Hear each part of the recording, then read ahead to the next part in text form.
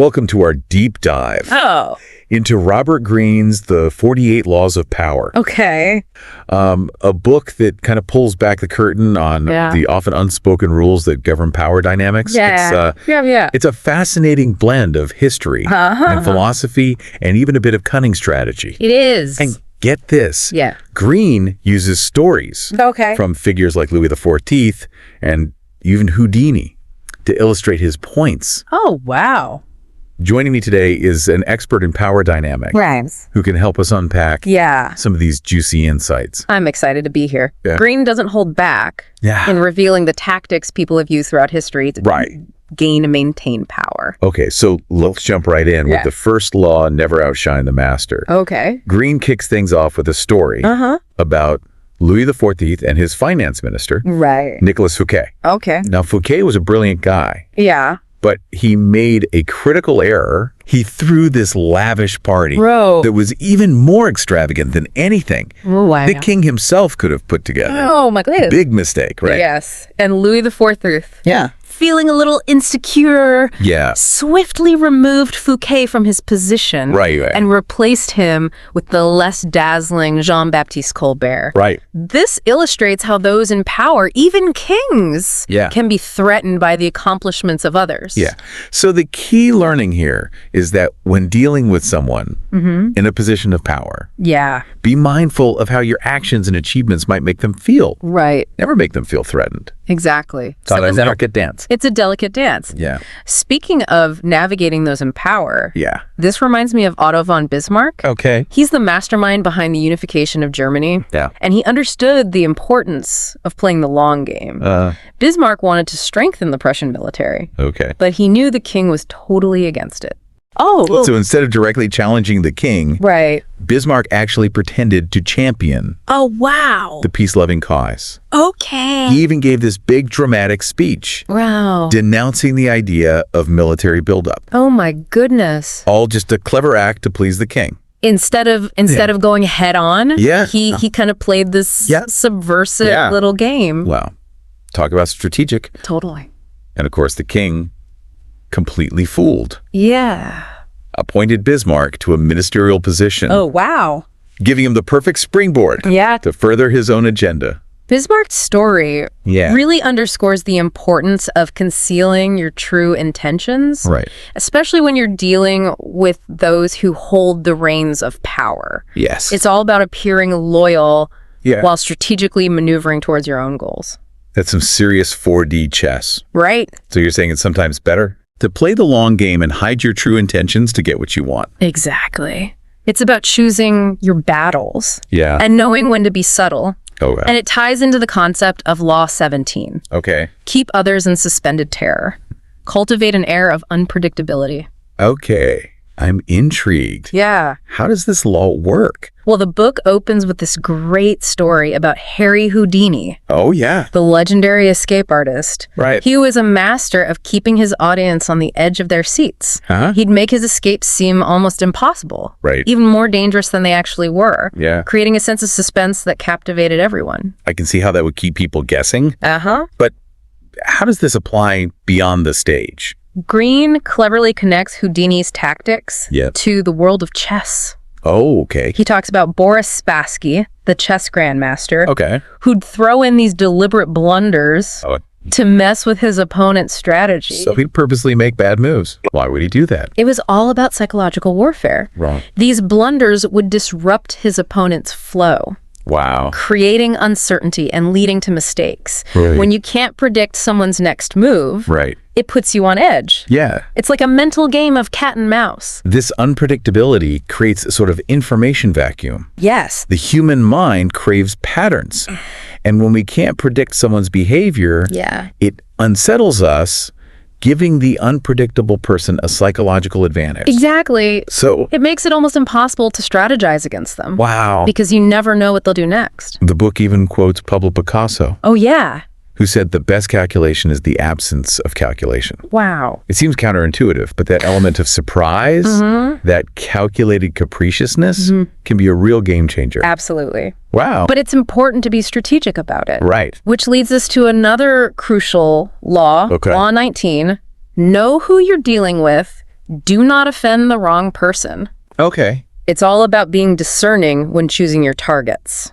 You've got to know who you're playing against. Yes. So how do we figure that out? Think of it like navigating a social jungle. Okay. You've got to be able to identify the wolves from the lambs, right, the foxes from the hares. Okay. Some people are easily influenced, yeah, while others, if you cross them, will bite back. Makes sense. Yeah. And the book brings this to life. Okay. With the story of Victor Lustig, a legendary con artist. Okay. This guy once tricked a businessman into buying a worthless money copying machine. Wow. Yeah. Lustig was a master at reading people. Uh-huh. He tapped into this businessman's insecurities, right, his desire for social validation, okay, and used those vulnerabilities to his advantage. Oh, it's like a psychological fingerprint. Okay. Everyone has their weak spots. Right. And if you can identify those, well, you hold a certain kind of power. It's almost like a dark art. It can be. Yeah. Yeah. But this law also cautions against wasting time on the wrong people, right? Yeah. Didn't another art dealer, Joseph Duveen, yes, make a mistake with Henry Ford? Yes. Like a... Ford, a plain man type. Okay. Saw right through Duveen's fancy schemes. Okay. Duveen later realized he'd wasted his energy right, on a target who wasn't susceptible to those tactics. Oh. It's a valuable lesson right, in picking your battles. Yes. And knowing when to walk away. So we've talked about how to approach those in power and how to choose our opponents wisely. Right. But what happens when you're facing a much stronger adversary? Okay. That's where Law 22 comes into play, right? Okay.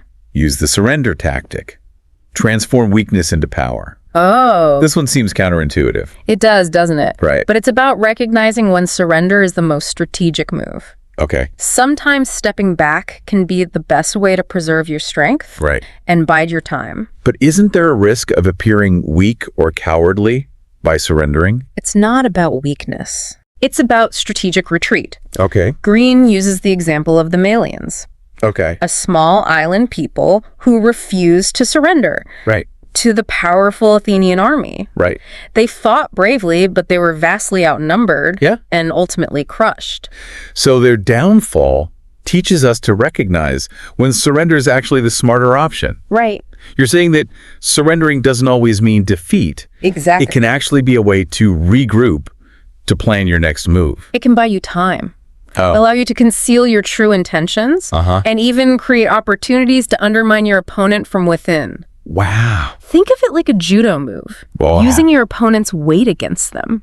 Okay, that's fascinating. Yeah. But hold on. Yeah. Surrender is one thing, but didn't we also talk about being bold? Right. How do those two ideas work together? Surrender is a powerful tactic, but it seems to go against the grain of what we usually think of as powerful. Isn't there a time for boldness, too? I was just thinking the same thing. Okay, it's like, when is it time to play it cool? And when do we go all in? Well, that's where Law 28 comes in. Okay. Interaction with boldness. Okay. But remember, boldness isn't always about brute force. Right. It can be a calculated risk. Right. A way to throw your opponent off balance and gain momentum. Greene tells that crazy story. Oh, yeah. About Count Victor Lustig. Yeah. The guy who actually convinced a scrap metal dealer that he had the authority to sell the Eiffel Tower. Oh my goodness. His audacity was mind-blowing. It's unbelievable. I know. And it worked. I know. Lustig's confidence was so convincing that the dealer fell for it, hook, line, and sinker. Wow. It's a testament to the power of self-belief. Right. When you project an aura of certainty, people are more likely to believe you. Right. Even if what you're proposing sounds completely outrageous. It's almost like creating your own reality. Yeah. If you act with enough conviction, others will follow your lead. That reminds me of Casanova. Oh, yeah. The legendary seducer. He was known for his boldness, wasn't he? Absolutely. Casanova surrendered himself completely to his conquests. Right. Which was both disarming and flattering. I see. He didn't hold back. Right. And that made him irresistible. So boldness is about more than just taking risks. Yeah. It's about having the confidence to fully commit to your actions. Exactly. It's like you're so sure of yourself that others can't help but be swept along. Yeah. I like that. Yeah. But what about when we're dealing with people who aren't so easily swayed by charm and charisma? Yeah. What about when we need to, get a little more strategic? Well, then we delve into the art of manipulation. Okay. Law 33. Okay. Discover each man's thumbscrew. Okay.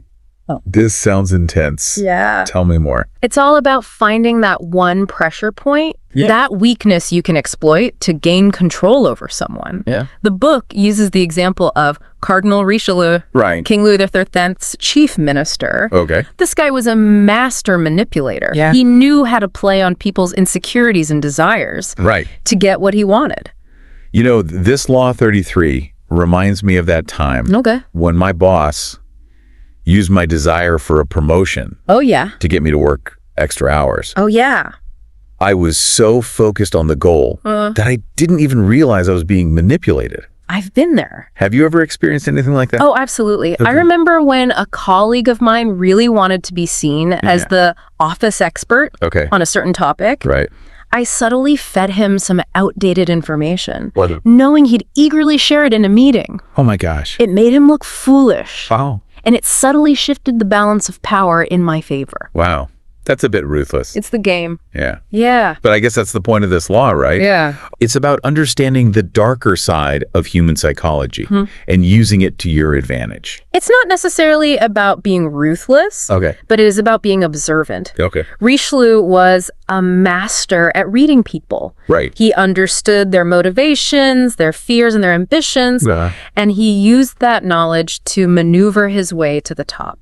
The book mentions how Richelieu played on the Queen Mother's insecurities and the king's weaknesses to solidify his own position. Yeah. It's almost like he was pulling the strings from behind the scenes, manipulating everyone around him. Exactly. Oh, wow. And there are other examples in the book, too. Okay. Remember how Richelieu used Louise de Rouaille to influence Antoine de Bourbon? Yes. And how Victor Lustig picked up on subtle cues to exploit Samuel Giesel's desperation for a business deal? So finding someone's thumbscrew is about reading between the lines. Yes. Paying attention to those little details that reveal their true desires and vulnerabilities. Exactly. It's about understanding what makes them tick. Yes. Very good. Okay, so we've covered a lot of ground here. From playing it cool to being bold to understanding people's motivations. Right. And even manipulating them. Yes. It's a lot to take in. It is a lot. But before we move on, I have to ask. Do you think these laws are still relevant? Oh, yeah. In today's world? Absolutely. I mean, things have changed a lot since the days of kings and con artists. Absolutely. Yeah. Human nature hasn't changed all that much. Right. The players might be different. The context might shift. But the core dynamics of power are surprisingly timeless. Yeah. We still see these laws playing out in boardrooms, in political arenas, and even in our personal relationships. Right. Like, I can totally see how never outshine the master could apply in a competitive work environment. Yeah. Or how understanding someone's thumbscrew could help you navigate a tricky negotiation. Precisely. Wow. The specifics might change. Yeah. But the underlying principles remain relevant. It's fascinating. It is. And this brings us to a law that speaks to one of the most enduring human weaknesses. Law 34. Be royal in your own fashion. Act like a king to be treated like one. I love this one. I love this one too. It's so good. It's about owning your power right. Yes. Projecting confidence and commanding respect. Even if you don't have a fancy title, like you don't need a crown to act like royalty. That's the spirit. Yeah. Greene uses the example of Christopher Columbus. Despite his humble beginnings, Columbus managed to convince everyone that he was a descendant of Italian nobility. Wow. This carefully crafted image helped him gain access to the royal court. And ultimately secure funding for his voyages. It's amazing how a carefully constructed persona can open doors and influence people's perceptions. Yes. It's like you're creating a self-fulfilling prophecy. You act like you belong in the halls of power, and people start to believe it. But this law isn't about faking it till you make it. Okay. It's about cultivating a genuine sense of self-assurance that inspires confidence in others. And it's becoming even more important in today's world, where influence is often based on reputation and perceived expertise. So it's not about pretending to be something you're not. Right. It's about developing the qualities of a leader. Yes. Even if you're not in a position of formal authority. Exactly. It's about embodying those traits that command respect and inspire trust. Precisely. Okay. And speaking of seizing opportunities and navigating the currents of power, that reminds me of Law 35. Okay. Master the art of timing. Timing is everything. It is, isn't it? I've learned that the hard way many times. Yeah. But how can we actually master it? Think of it like surfing. Okay. You've got to learn how to read the waves, anticipate those shifts in momentum, and then paddle with all your might when the perfect wave comes along. Okay. You can't force it. Right. You have to wait for the right moment. I like that analogy. Yeah. Greene talks about Joseph Fouché. Okay. Napoleon's minister of police. Right. He was a master of timing. He was. He survived all those regime changes. Wow. By always knowing when to jump ship, when to lay low, and when to make a bold move. Fouché understood that power is constantly in flux. Right. The landscape is always changing. Yeah. And those who can adapt are the ones who thrive.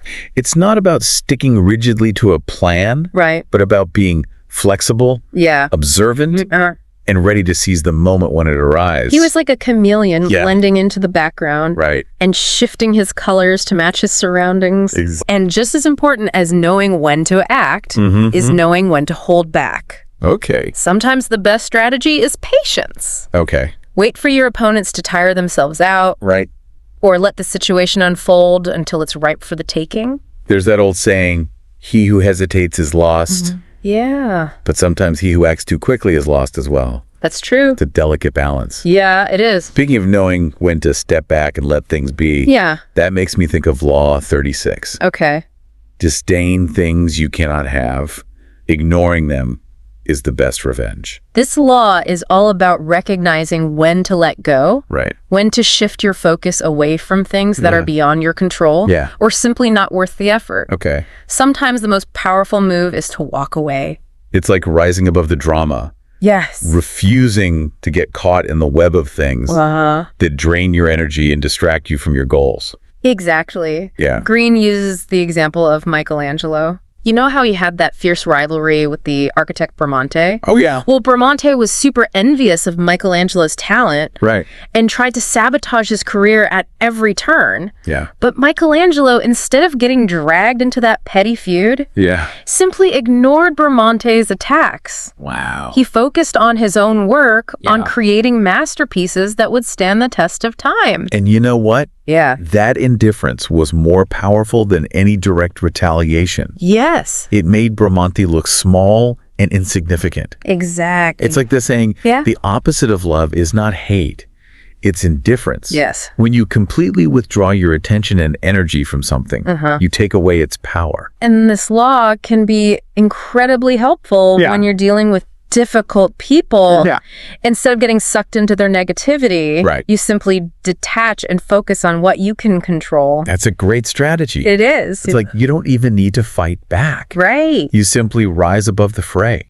Exactly. But wait, didn't we talk about boldness and making a splash? How does that fit in with this idea of strategic indifference? Well, they're not necessarily opposites. Okay. Sometimes you need to make a statement. Right. To create a spectacle that captures people's attention. Right. And that's where Law 37 comes in. Okay. Create compelling spectacles. Okay, now we're talking. Tell me more about this law.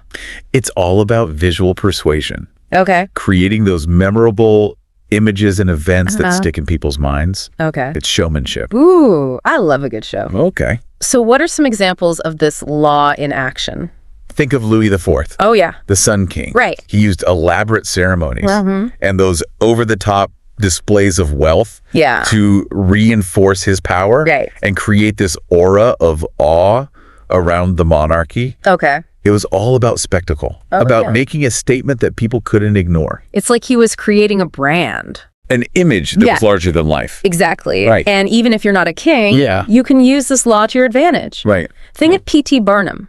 Okay. The master showman. Yeah. Who understood how to create a buzz. Right. Even when it was all smoke and mirrors, he staged these outrageous events that captivated people's imaginations. Right. Even if they were total hoaxes. It's like he understood the power of entertainment. Yeah. Of giving people a show that they wouldn't soon forget. Yes. And it seems even more relevant in today's world. Yeah. Where we're constantly bombarded with information.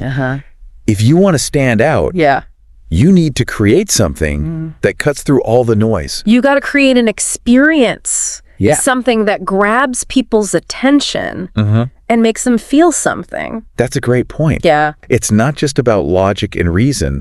It's about tapping into emotions. Yes. But wait.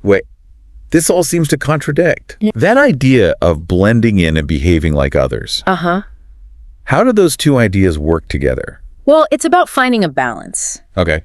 Law 38 says, think as you like, but behave like others. Okay. It's about recognizing that while it's important to be true to yourself, it's also important to understand the social norms and expectations of the group you're trying to influence. So it's like, you can have your own thoughts and opinions, but you've got to play the game if you want to get ahead. The book uses the example of Talleyrand, the French statesman who was a master at adapting his behavior to fit the prevailing social climate. Wow. He survived all those wild regime changes by always knowing which way the wind was blowing and adjusting his sails accordingly. He was a master of social intelligence. He was. He understood that outward conformity could be a powerful tool for gaining acceptance and influence. Exactly. Yeah. It's about knowing when to fly under the radar. Right. To avoid attracting unnecessary attention while subtly working towards your goals. So it's not about being a fake. Right.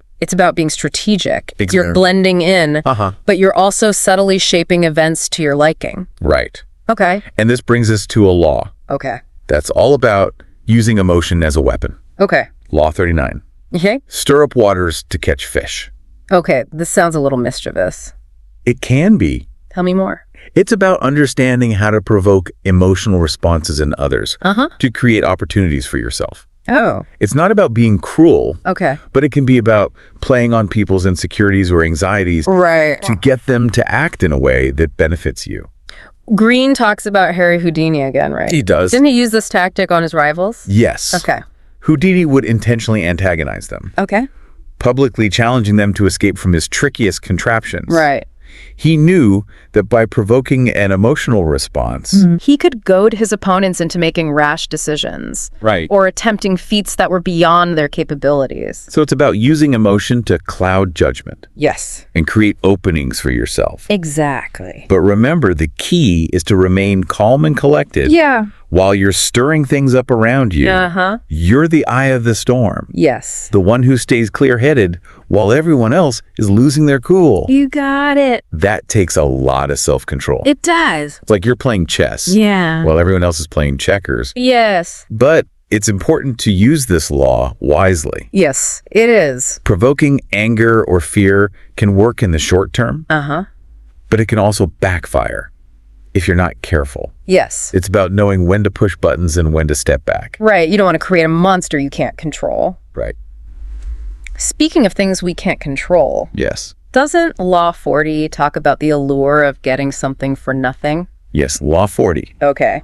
Disguise the free lunch. Oh, that's a good one. It's about recognizing that everything comes with a price. Yes. Even if it's not immediately apparent. Exactly. Oh, that reminds me of a time I fell for one of those free trial offers online. Oh, yeah. I ended up with a recurring subscription. Yeah. That I totally forgot about. Oh, no. It wasn't free at all. That's a perfect example. I know. It's easy to get seduced by the promise of something for nothing. Yeah. But there's always a catch. Right. And Greene illustrates this with the captivating story of the Spanish conquistadors and their relentless pursuit of El Dorado, the mythical city of gold. They went through hell and back, chasing a fantasy. We did. They endured unimaginable hardships. Yeah. Wasted tons of resources, all for a city that didn't even exist. Their story serves as a warning against greed. Right. And the tendency to believe what we want to believe, even when the evidence suggests otherwise. It's like that saying, if it sounds too good to be true, It probably is. Exactly. Yeah. And Greene draws a parallel to the story of Marco Bragadino, the alchemist who tricked the Venetian Senate into believing he could multiply gold. They were so desperate for a quick fix of their financial problems that they fell for it hook, line, and sinker. It's like they got blinded by the allure of easy money. Yeah. They wanted a shortcut, and they paid the price. This law reminds us to be wary of anyone who promises us the world without asking anything in return. Right. It's about developing a healthy skepticism, especially when it comes to those get-rich-quick schemes. So it's about being discerning. Yeah. And not letting our desires cloud our judgment. Exactly. We've got to think critically and weigh the potential costs before jumping into anything that seems too good to be true. Absolutely. True power comes from effort. Right. From making smart decisions. And from recognizing that there's no such thing as a free lunch. So we've talked about the dangers of chasing a free lunch. Yes. But what about the challenge of filling someone else's shoes? Oh, yeah. That's where Law 41 comes in, right? Exactly. Avoid stepping into a great man's shoes. Yes. This law is about recognizing that succeeding a powerful or charismatic figure comes with unique challenges. It's about finding your own path, your own style of leadership, rather than trying to imitate someone who came before you. Think of Alexander the Great. Imagine the pressure of following in the footsteps of his father, Philip of Macedon, who was this brilliant military strategist and a super powerful ruler. It would have been easy for Alexander to just try to copy his dad's approach, but he knew better. Alexander understood that he needed to forge his own legacy. He couldn't simply be Philip's son. He had to establish his own identity. And he did it by embracing a bolder, more aggressive style of leadership. He took what his father had built and expanded it in his own way. Exactly. He was ruthless, ambitious, and ultimately one of the most successful military commanders in history. And his story highlights the importance of recognizing your own strengths and weaknesses. You can be inspired by those who came before you, but don't be bound by their example. Carve your own path. That's powerful. Yeah. It's like you can learn from the greats, but ultimately you have to play the game in your own way. Exactly. And that leads us to another law.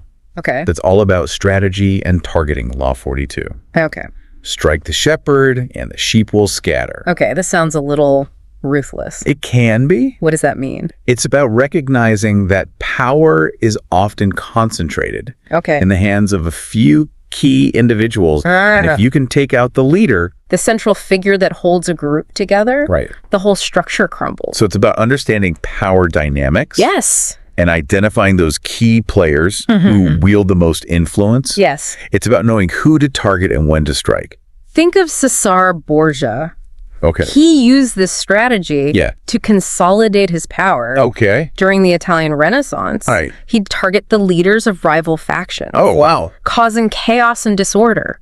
Making it easier for him to seize control. It's a bold move, but a risky one too, right? It is. I mean, what happens if you miss the mark? It can definitely backfire. But when executed effectively, it can be a game changer. And this law isn't limited to the battlefield or the political arena. It can apply in business too. If you want to take down a competitor, you don't necessarily need to attack the entire company. Often you can achieve your goal by targeting the CEO or other key decision makers. So it's about being strategic and focused. Exactly. It's not about brute force. It's about precision. You're aiming for the head, the source of the power. Precisely.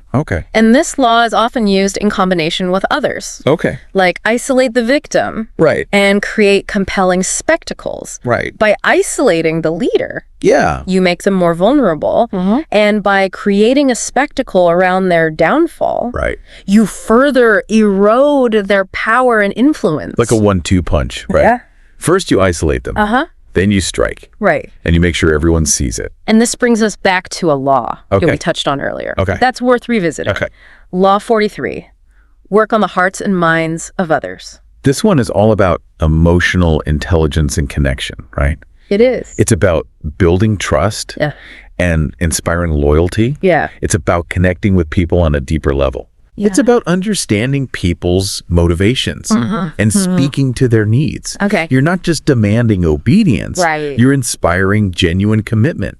Greene uses the example of Marie Antoinette. Oh, yeah. Who was totally out of touch with the people. Her detachment and disregard for their struggles ultimately contributed to her downfall. In contrast, leaders like Cyrus the Great and Mao Zedong were masters at winning hearts and minds. Right. They knew how to tap into those deep-seated emotions and anxieties. They built powerful movements. Yeah. Because they understood the power of connection. Right. It wasn't just about force or authority. It was about creating a shared sense of purpose. Right. This law makes me think of some of the great leaders in history. Oh, yeah. People like Martin Luther King Jr. or Nelson Mandela. Oh, yeah. They didn't just command, they inspired. Yeah. They connected with people on a human level. And that's what makes this law so powerful. Yeah. It's not about manipulation or trickery. Right. It's about genuine connection and understanding. It's about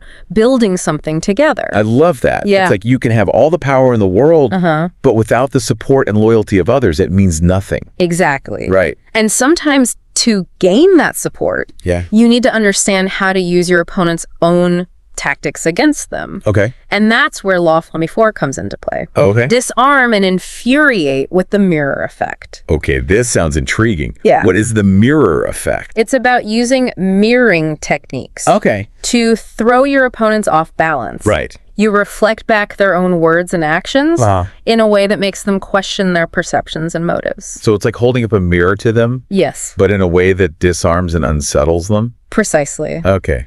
The book gives us the story of Alcibiades, a Greek general who defected to Sparta and completely adopted their austere customs. Okay. He mirrored their behavior to gain their trust. Wow. Using their own beliefs and values to manipulate them from the inside. That's incredible. Yeah. It's like he became a Trojan horse. Yes. Infiltrating their ranks by blending in perfectly. Exactly. Oh. And then there's Marie Mancini, who captured the heart of King Louis XIV by mirroring his fantasies and aspirations. Wow. She became the embodiment of his desires, reflecting back to him everything he wanted to see. So the mirror effect can be used for seduction, for persuasion, and even for deception.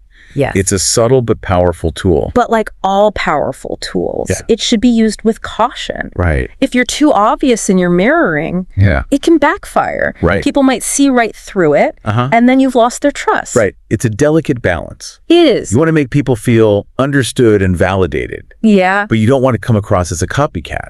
It's about finding that sweet spot between mirroring and authenticity.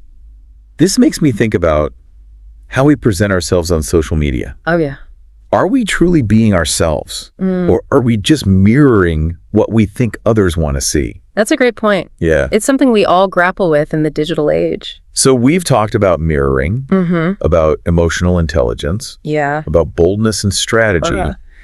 It seems like there's so many different approaches to wielding power. Right.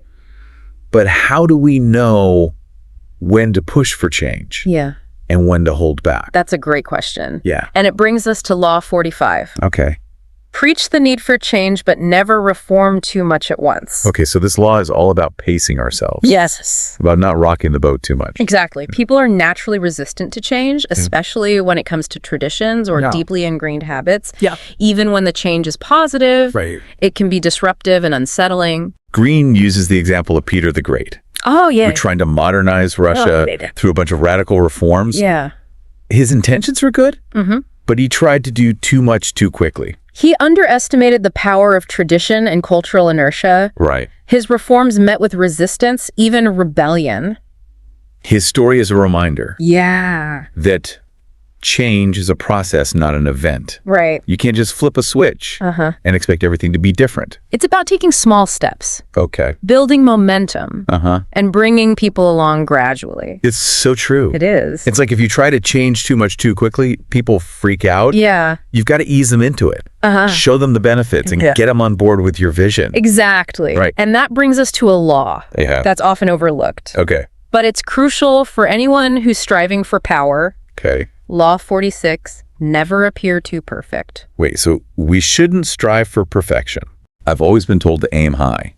It's not about lowering your standards, but about recognizing that perfection can be intimidating. Oh. It can make people uncomfortable, even hostile. So it's like the tall poppy syndrome. Exactly. People try to cut down those who stand out too much. Yes. Wow. The book talks about the ancient Athenian practice of ostracism. Right.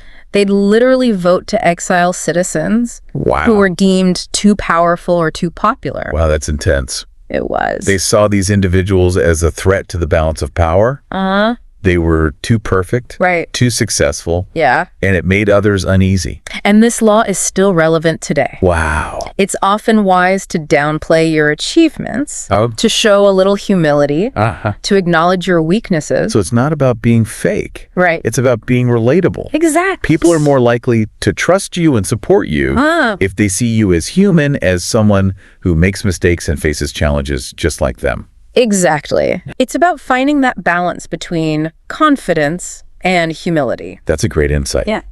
So we've talked about knowing when to step back, when to push forward, and when to show a little humility. Yeah. But what about knowing when to stop?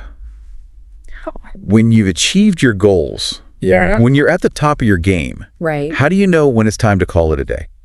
That's a great question. Yeah. And it brings us to Law 47. Okay. Do not go past the mark you aimed for. In victory, learn when to stop. This one sounds like it's all about self-awareness and discipline. You've got it. Yeah. It's about recognizing that success can be intoxicating. Right. And it's easy to get carried away and overreach. You achieve one goal and then you set your sights on something even bigger, even riskier. It's like that feeling of invincibility you get when you're on a winning streak. You think you can do no wrong. Think you can conquer anything. But that's when you're most vulnerable. Right. The book uses the example of Cyrus the Great. That after a string of incredible victories, he became overconfident and overextended his empire. He kept pushing, wanting more and more. And it ultimately led to his downfall. His story is a warning about the dangers of hubris. Yes. Of letting your ego get the best of you. It's about recognizing that power is often fleeting. Right. And that it's crucial to strike a balance between ambition and prudence.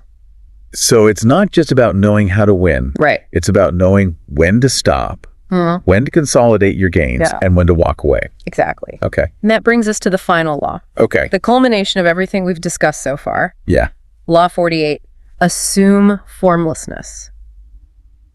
This sounds almost philosophical. It is a little bit. What does it mean to assume formlessness? It's about being adaptable, fluid, and constantly evolving. Okay. It's about recognizing that the world is constantly changing. Right. And those who can adapt are the ones who thrive. The book uses the example of water. Yes. Which can take on any shape and flow around any obstacle. Exactly. Water is formless, but it's also incredibly powerful. It is. It can erode mountains, carve canyons, and sustain life. This law is about embracing change, being open to new ideas and approaches, and avoiding rigidity and dogma. It's about being like water, flowing around obstacles, adapting to new terrain, and always finding a way to move forward. And it's about recognizing that true power lies not in brute force or rigid control, but in flexibility, adaptability, and the ability to navigate the complexities of a constantly changing world. So we've covered all 48 laws of power. We have. And it's been quite a journey. It has. We've explored everything from subtle manipulation to bold power moves. To the importance of emotional intelligence and adaptability. Absolutely. It's a lot to process. It really is. Yeah. Greene presents a comprehensive look at power dynamics. Right. Drawing from history, philosophy, and psychology. Well, you've done a fantastic job. Oh, thanks. Of breaking down these complex concepts and making them relatable. I appreciate that. Yeah. Now, as we wrap up this deep dive into the 48 laws of power, what are some key takeaways you think our listeners should walk away with? I think one of the biggest takeaways for me is that power is a game. It has its own set of rules and strategies. And once you understand those rules, you start to see the world differently. That's such a crucial point. Yeah. It's not about becoming some kind of Machiavellian mastermind. Right. But about becoming more aware of the forces at play in every interaction. Exactly. Yeah. We can then use that awareness to navigate those situations more effectively, whether it's in our personal lives or our professional careers. And as we become more adept at navigating these power dynamics, it's equally important to remember the ethical implications of our actions. Absolutely. Yeah. Power without integrity is ultimately self-defeating. Very true. It's about using our understanding of these laws for good, for creating positive change, rather than just personal gain. Well said. Yeah. I think Robert Greene would agree with that sentiment. So, as we conclude this deep dive, I encourage you to reflect on the laws we've discussed. Yeah. Think about how they play out in your own life, in your relationships at work, and even in the wider world. Ask yourself, what are your thumbscrews? Right. How can you use your understanding of power dynamics to create positive change? And most importantly, how can you wield power responsibly and ethically? Those are great questions to ponder. Yeah. We've only scratched the surface of this fascinating topic. And we hope this deep dive has sparked your curiosity and inspired you to explore the 48 laws of power further. Good one. Until next time, keep those brains buzzing. Yeah. And stay curious.